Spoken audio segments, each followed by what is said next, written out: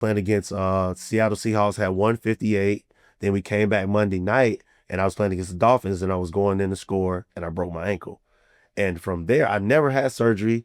Only thing I used to have was drink in college, but never smoked or anything. Then I had surgery, and I developed a dependency on opioids.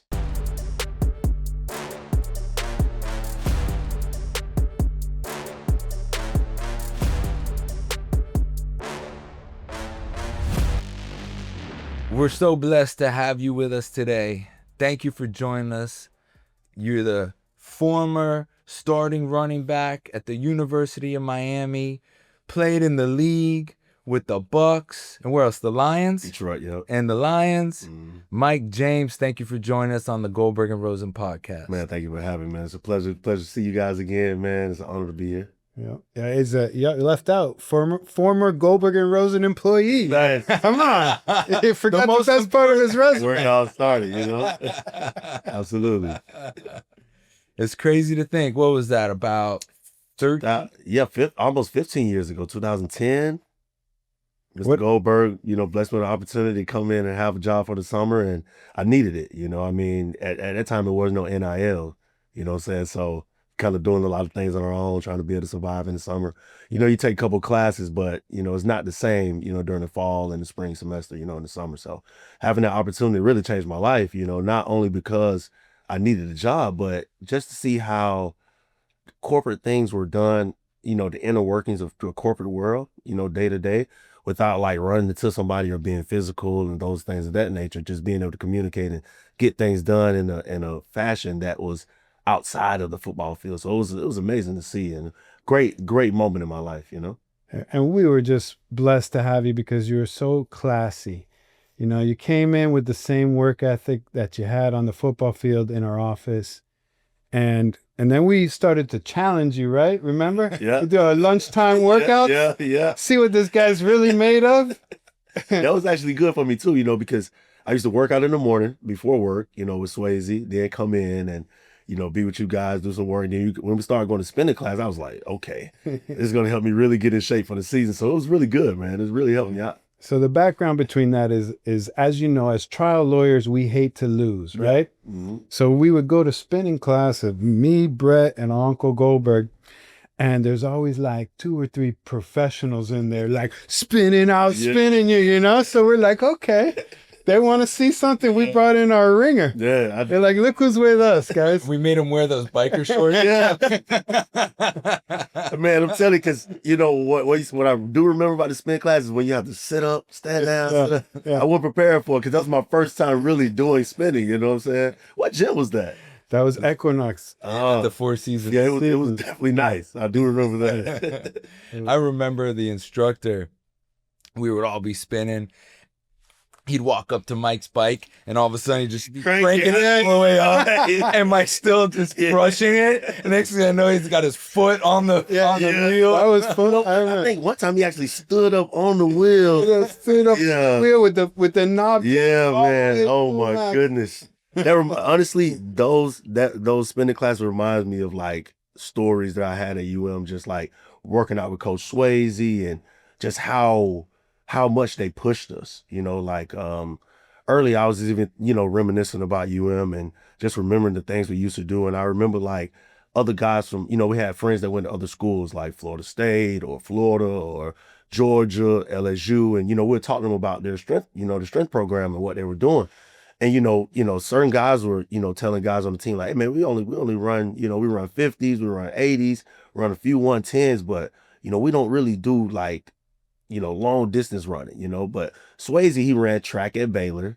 So he had a different background when it came down to running. So, one day, the guys would think, all right, we're going to talk to Swasey about this running thing and, see how, hey, can we cut some of this stuff down? Because we don't need to be maybe running 110s all the time. We'll really go out there and run, 32 110s, or 24 110s. And just so people understand, that's running the whole football. Actually from the goal line to the back of the end zone. So 32 times. 32 times. Sprint the whole time. 16 seconds in between. So 16 seconds to make it, a 30-second rest in between. What? So we went to Swasey and, they told Swasey, hey man, I think we're doing, I think the run is a little intense. So Sway said, okay, I got you guys. I want to make sure you guys are okay. I want to make sure you guys are okay with the program. When we get outside, we actually start running 200s because Swayze is like, we don't do that here. Like at UM, you know what I'm saying? When guys come in, we don't do what other schools are doing, you know what I'm saying? So that's a nod to even Swasey, how things are ran there, and even where we're at now, and being in the national championship game and winning it. That's right. It all comes from culture. It all comes from culture, you know what I'm saying? And Cristobal knows that the best because he won one there, played there, and he understands it, you know? The stories that those walls could tell. Oh, man. I mean, who were you with? Who was on your team? I mean, when I got there my freshman year, of course that 08 class was big, you know, with Ja'Cory Harris, Sean Spence, Marcus Forston, Tommy Streeter, Travis Benjamin, Theron Collier, Devon Johnson, Brandon Harris. And then the guys that were older was there, Alan Bailey, DeMarcus Van Dyke, Jason Fox, Javaris James, Greg Cooper. So, I mean, Randy Phillips, Richard Gordon. I mean, I can go on for days about the talent and guys that were there. And honestly, when I went on my visit, I only went on one visit in high school, you know? So when I went on my visit to UM, I knew this was a place I was going. So when I got there with, you know, and in my class, there were Olivier Vernon, Lamar Miller, Brandon McGee. So we had a bunch of guys, you know, Alonzo Highsmith Jr. Yeah. All the studs. So all us done together, man, a bunch of guys, man. I mean, and a lot of us end up playing in the NFL. And even I can say this, my senior year, Duke Johnson came in as a freshman. So it was like, it was always that kind of competition and high level play, you know, from myself and my peers, you know. Man. What who impresses you now on the current Canes team the most? You got somebody that you say, you know what, I wish I would have played with that guy. Man, I could go with the obvious, you know, Malachi Tony, Mark Fletcher, you know, but I really like Scott, the DB, Keontae Scott. Ooh. I think he's probably one of my He's running those 110s pretty good. Yeah, I like them dogs. You know what I'm saying? I like them guys who talk about what they're going to do and do it. Yeah. You know, so he's probably one of my favorites, you know what I'm saying? Definitely a unsung hero coming in off injury and helping us through the playoffs. Of course, I love the whole D line. I love them. Wow. So offensive guy loves to hang with the defensive guy. I mean, look at the way they've been playing. I mean, it's been lights out. I mean, and they're winning in the trenches. They're winning in the trenches. That's where it matters. I mean, you know, like looking at the national championship game, I was looking at stuff before the game, and I was just even looking at the lineman size. You know, the equivalent from our lineman to their lineman and what it looks like. Yeah. And I think that you know was our advantage in the game. Yeah. You know? It's simply our O-line and D-line. How we roll. You know? Just beat them up. Yeah, I mean, physical, punishing. Yeah, that's what I love. When violent. How do you hear a coach? You never hear a coach say, "We want our team violent." Yes, that's offensive lineman though. You understand? They're supposed to offensive lineman, you know. So usually they're the grittiest. You know what I'm saying? They try to be the grittiest on the team. You know what I'm saying? So I could see and one thing I always knew that my coach used to tell me this. Usually the players take on the personality of the head coach. And that's what you're seeing at UL, you know, and you see that with a lot of teams. They take on the personality of the head coach. If the head coach is like, you know, a Lane Kiffin, they take on the personality of a Lane Kiffin. It's like Cristobal, like Saban, or, you know, they take on that personality, you know. I guess that applies to business as well, huh? Yeah, leadership. Absolutely. I mean, usually the person who's leading at the top, people are following that and they're doing the same things, whether he's messing around or doing what he's supposed to do. You know what I'm saying? Wearing an orange tie on the sideline. I think Coach was challenging his inner Joe Paterno, Joe Pa, you know what I'm saying? Because, man, we used to be on the sideline. You know, it's 90 degrees in August. So, you know, we on the sideline, Coach. He's in full sweat. And, you know, for me, he always wore it. And, you know, just like, I guess, you know. Even on the practice field? No, I had to say. All right. That would have been crazy. Nah, that would have been crazy. But now, you know, he coaches he's defense coordinator for the Bengals, and he's not in the suit and tie anymore. So it's good to see. Maybe that you put that down when he left UM, or maybe it's just a college thing because you know he went to Penn State. You know, so. He's a brilliant guy. Yeah. Brilliant guy. Oh man, Coach Goldberg is a genius. Yeah, he's a genius. I mean, so was Coach Shannon too. They just went about things in different ways. You know what I'm saying? It's all about timing. timing too. A Yeah. lot of timing, and Yeah. we got hit with some sanctions and stuff. So Speaking of that, that was my junior and senior year, especially my senior year. We had a chance to go to the ACC championship, and basically we self-imposed because of the things that, we went through while I was there at the time too, and, I wouldn't say, how can I say this? Because now you got the NIL and things are different, and so if I can go, it breaks my heart because I look at them like, man, we got cheated out of going to ACC championship because of something that's legal now. yeah. So It's like people in jail for selling weed. It's absolutely, legal now, but there's people in jail for it. absolutely. And even speaking of that, so like tying that into sport, because I was the first professional athlete to fill out a therapeutic use of exemption for cannabis, and it was basically to create better options. Because my rookie year, I was having a great season. This is your rookie year in the My NFL. rookie in the NFL, I was playing against Seattle Seahawks, had 158. Then we came back Monday night, and I was playing against the Dolphins, and I was going in to score, and I broke my ankle. And from there, I never had surgery. Only thing I used to have was drink in college, but never smoked or anything. Then I had surgery, and I developed a dependency on opiates. And when that happened, of course, it took my life for a turn, and I was playing the NFL, so I had to find a better option. So therefore, I continue to do things at an elite level. So what happened is I got introduced to cannabis by one of my friends, and from that point on, I decided, okay, let me put these pills away and start using cannabis as a better alternative. So then it gets to my 6th year in the league. I'm in Detroit, and I have a concussion. And, I'm asking them what are the options for me, for my concussion symptoms. And the league and a lot of other, various, sports program stuff, they don't have many things, for the brain, for inside the brain, neuro things. So, the options were vestibular therapy, cognitive therapy, or antidepressants. And in my mind, of course, I lost my mother in college, and also, going through my dependency on opiates, I just felt like antidepressant was an option for me, Yeah. So with that being said, I challenged the league on their policy. I did a therapy use of exemption, and now you see the threshold for the test is a lot different. so how'd you challenge the league? You had a lawyer? Yes, I did. Brian Marescu, and I had a primary care physician who has a Schedule I license to study things for the government, Dr. Sue Sicily out of Arizona.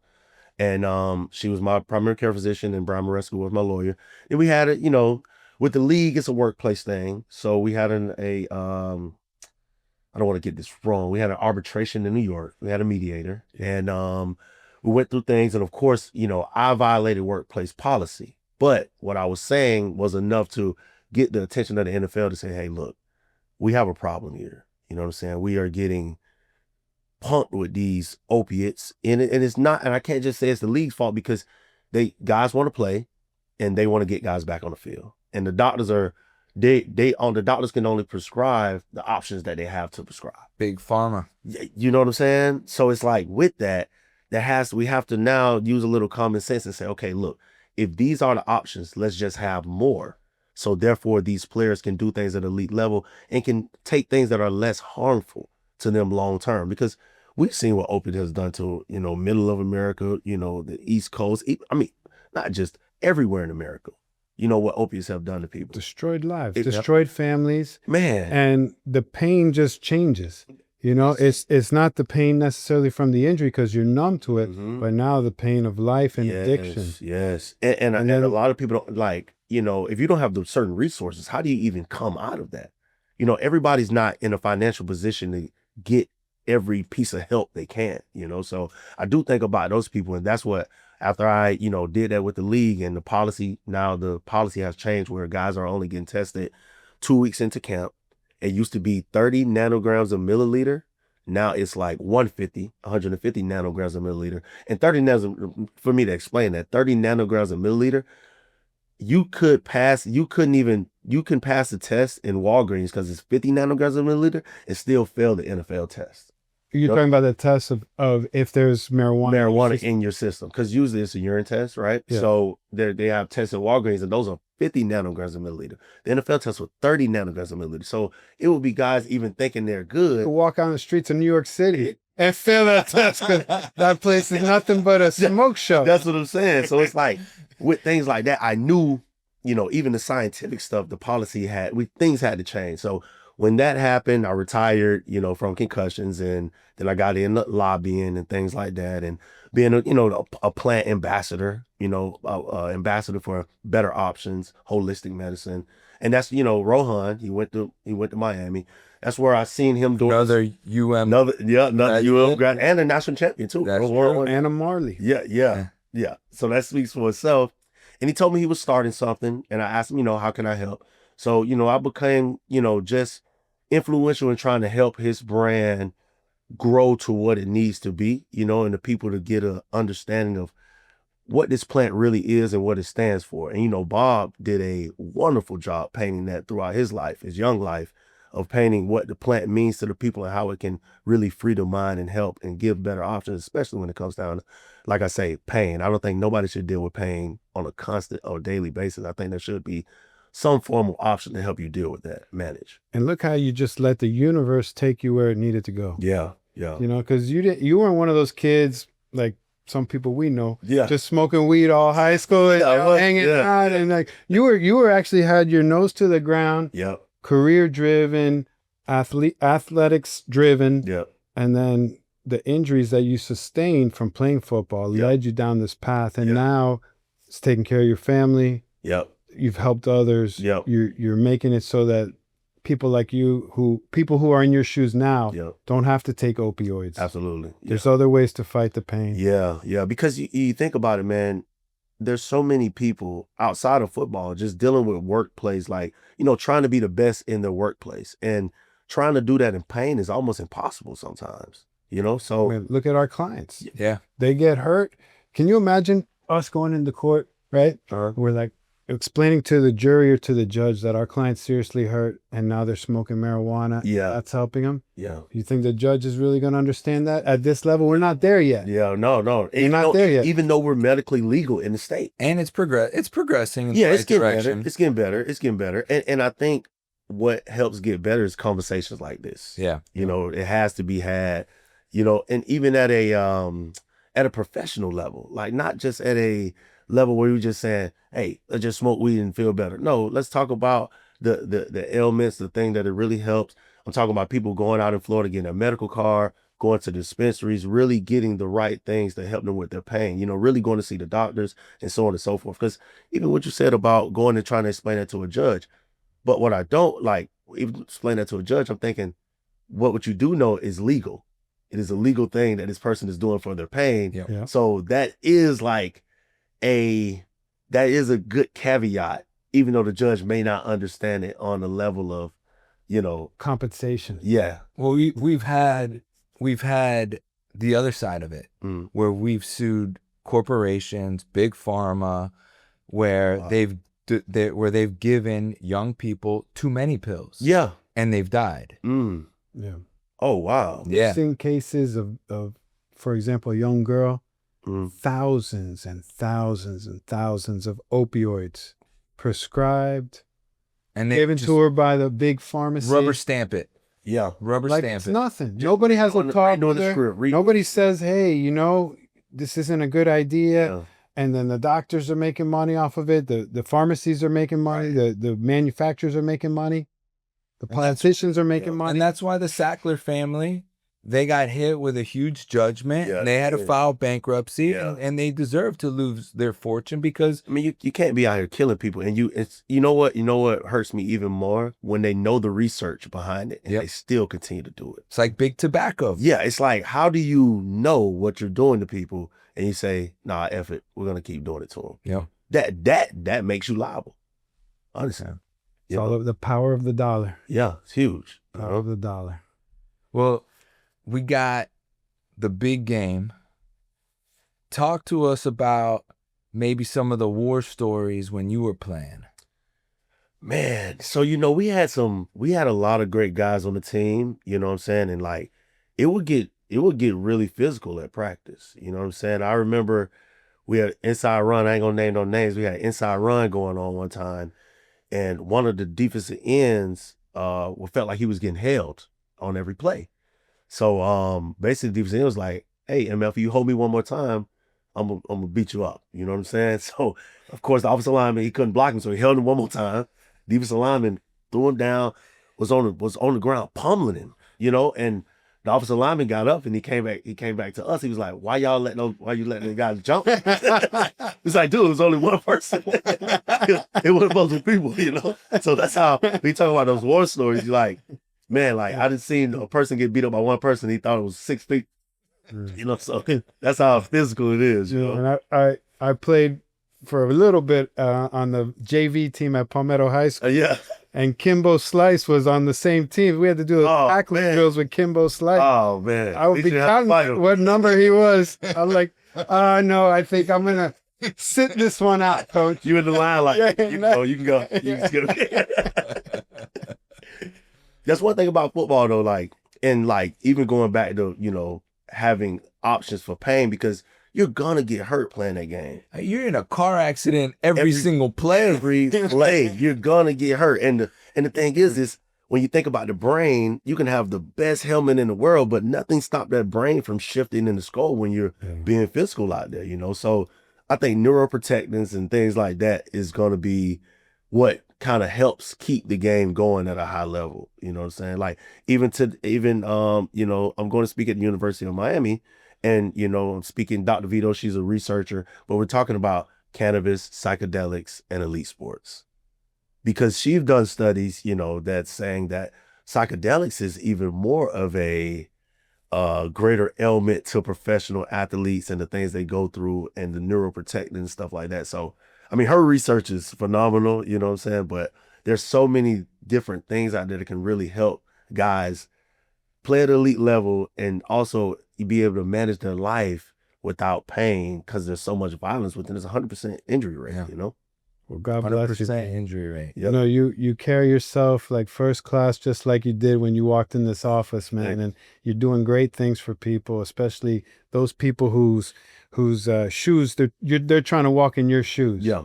And Give them back. For me, I'm trying to lead the way. If I can, set a path where guys can see better options, and there's a way, even if you want to stand up, like the difference between me and Ricky, I love the way Ricky went about it, but I knew for it to be respected, I had to go about things in a professional manner. So I had to get a lawyer. I had to make sure I have a doctor. I had to file the right paperwork with the league for them to recognize the medicine that I was trying to take, So even though, I'm trying to forge that path forward, I want to make sure I'm forging it properly, That's great. And with the help of the Marley family. Yeah, absolutely. And they support the plant with so much integrity. I try to make sure when I'm speaking about it, I'm doing the same. Great. Awesome. Well, thank you. Yeah, really of course. appreciated this. Thank you guys for having me. I enjoyed this talk. Yeah, man, it was awesome.